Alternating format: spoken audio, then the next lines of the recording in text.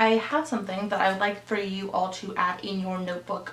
We didn't get to the water CER portion of the notes today, so I thought that I would just pop on here to record it for you. So on a separate piece of paper, if you have your notebooks, you're just going to have the properties of water CER. So if you have just like a regular piece of paper, go ahead and add it to there. And what we're looking at is the focus question is, why do water molecules stick together?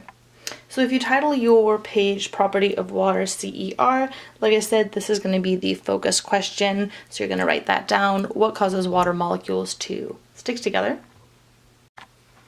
So the first thing in the lab we saw was the water building on top of the penny, right? So that is what you see, and then the science behind it is the hydrogen bonds. That is what is going to connect the oxygen to the hydrogen of another water molecule, and basically it can just stick to itself. If we look at the second piece of evidence, we have the toothpick floating on the water, and that is created because of surface tension. So they just have those hydrogen bonds, and then the toothpick, because it's less dense and is light, that can float.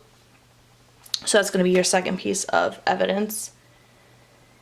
And then for the third one is the water on the wax. It kind of traveled together, right? So the water is going to stick to itself when it slides around on the wax. Those hydrogen bonds, we keep seeing those over and over again.